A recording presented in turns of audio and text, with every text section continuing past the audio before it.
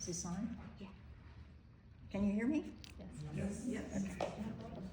So when Holly asked me to speak today, she said, tell us about the mom we didn't know.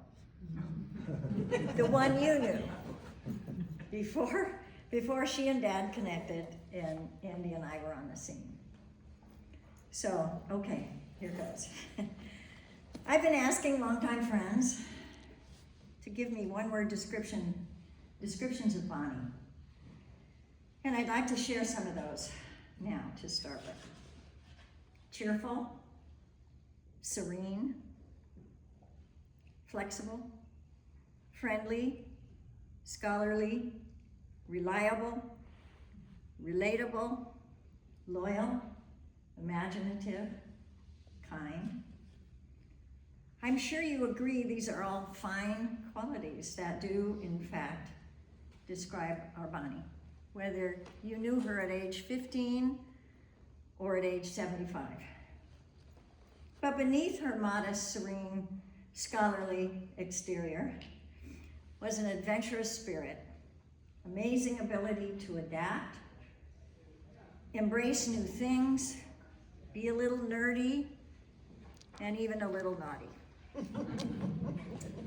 She was truly a Renaissance woman, equally at home, mucking out a horse stall, as discussing the world's great artists. Equally at home on a mule in the Grand Canyon, as she was at a performance of La Boheme at the San Francisco Opera. So our lives intersected, or I should say collided, in Mrs. Gillum's second grade at Magnolia School. Bonnie always told the story that she saw me after school tromping around in a mud puddle. And she said, oh, that looks like fun. I think I'll do that too. So from that point on, we were inseparable. We were so inseparable. There was even a single word for the two of us. Banny. Our parents would say, what's Banny up to this weekend? So Banny was also a place called Bannyland. And it was a small storage area above my closet in my bedroom that we cleaned out and we filled with blankets and pillows. We installed a record player up there so we could listen to Bobby Darin and some of the great classic hits like Purple People Eater, Yakety Yak, The Witch Doctor, Splish Splash, all those great pre-Beatles hits, right, classmates? Incredibly, we also spent many an overnight in that hot, tiny, cramped, uncomfortable place called Bonnyland. I don't know how we did it or why. Music was a big part of our life, and we started taking private violin lessons in the 4th grade. Our teacher was named Fuchsia Goldner.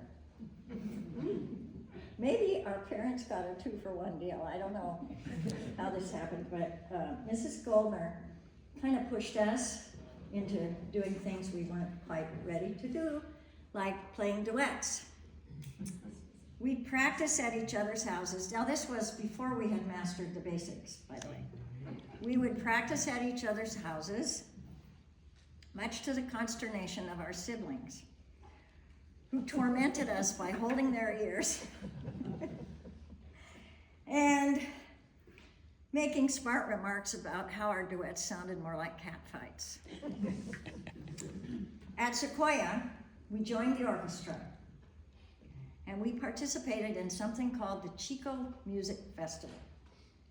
We'd practice for weeks. We'd get up at the crack of dawn, ride the bus down to Chico, where we'd perform a duet in front of a panel of judges.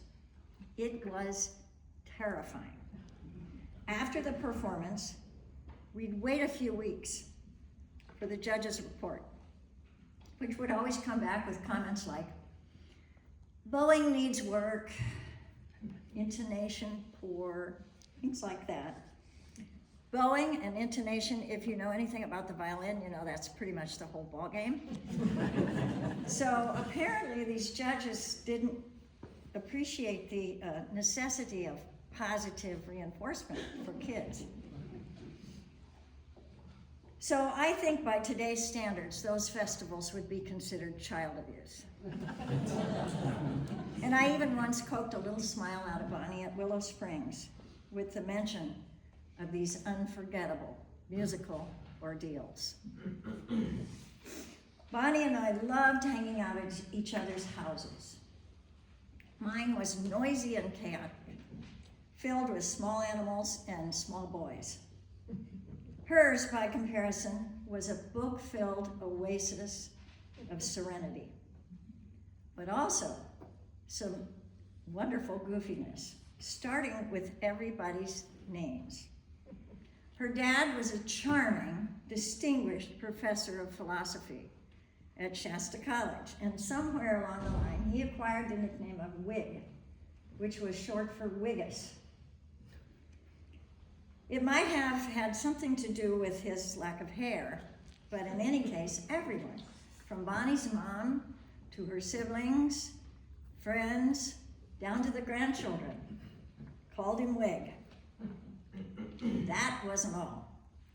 Brother Marshall was known ingloriously as Muggins. And her cute, darling little sister Karen was Crunk. But the prize goes to Bonnie's mom, who was known as Mommer, which was short for, you ready? Mommer Zorzissus de Boomdier de Boomdier. Where that came from is anybody's guess as well, but the mention of that too once got a smile from Bonnie at Willow Springs. And speaking of names, you might have been surprised to learn that her given name was Winifred. Well, let me tell you, for years, that was a state secret. I was visiting the family San Francisco home one summer, and it was our chore to retrieve the mail. In the box that day, there was a big formal-looking envelope, probably a wedding invitation, and it was addressed to Mr. and Mrs. Milton Black, Marshall, Winifred, and Karen. I said, Winifred? Who the heck is that? She went, me? But don't you dare tell. I was flabbergasted. She would keep such an important secret from me. But she confessed that she hated the name and hadn't wanted anybody to know ever. She swore me to secrecy, and I never did tell. But at Willow Springs, the bio and photo they hung on the wall identified her as Winifred. So I guess in the end, she was okay with it. And by the way, the Black family goofy name game continues to this day, and I encourage you to ask Holly about how her son got the name Dewey. I think the word nerd came into fashion sometime in the 50s, and it sure describes some of the stuff we did. I'll give you a couple of examples. There was an abandoned quarry in her neighborhood, and we'd go up there at the end of Butte Street and pretend we were medieval princesses waiting for Prince Charming. We called it playing Rapunzel, which is odd considering that neither of us ever had hair any longer than what you see here. Every year we'd make something called the teacher chart. Remember that, Karen? Mm-hmm. We drew caricatures of our teachers, and we gave fangs and devil horns to the ones we didn't like. And we gave halos and smiles to the ones we did. Incredibly, Mommer and Wig allowed us to hang that thing in their front room. And since they had lots of teacher friends, We always wondered if maybe they saw our so-called portrait of them. So every so often we'd sneak out of the Blacks' Shasta Street house to a small evangelical church across the street where we would spy on the proceedings, which were quite raucous, including loud music and fainting. This was our little secret. We felt ever so naughty, ironically, going to church. But maybe the nerdiest thing we ever did was at Sequoia. And if any of our classmates here today wonder why you never saw us after lunch, it's because we had a game called Nomad. We were big into games. After lunch, we'd go down to the lower field. We'd take off our shoes, we'd pull up some weeds, we'd thread the weeds between our toes, and we would run around like this. We called that game Nomad for reasons that lost time. But that was so nerdy, we even knew it was nerdy. And at the end of 8th grade, we staged a kind of intervention on ourselves.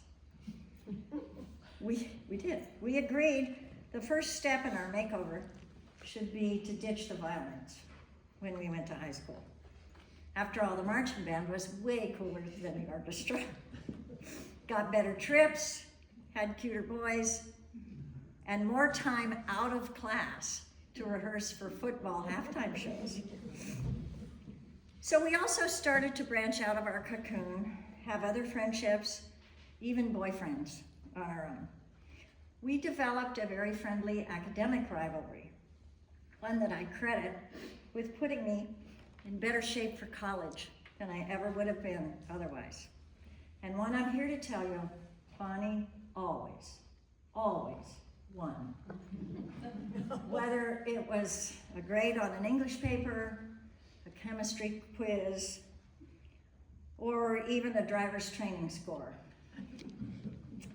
And she never gloated, never rubbed it in, never made me feel second best. It was a lesson in graciousness and humility. Despite our many activities in high school, Bonnie always found time to read novels, mostly bestsellers, for fun. She set a high bar for our entire friend group. We scrambled to keep up with her and read books like Exodus or Hawaii in our spare time. After high school, we made our own way in life, but never, ever lost the bond. We were bridesmaids for each other, had play dates with our kids, and roomed together at our annual FWF gatherings. We even had the joy of playing music together once again. For several years, we played our flutes side by side in the community band. What fun that was, freed from the torment of the Chico Music Festival. I feel so blessed to have had a friendship throughout a lifetime. I'd like to close with a few lines from a beautiful poem called For Good. It's a song. I've heard it said that people come into our lives for a reason, bringing something we must learn. And we are led to those who help us most to grow if we let them. And we help them in return. Because I knew you, I have been changed for good. It well may be that we will never meet again in this lifetime. So let me say before we part, so much of me is made of what I learned from you.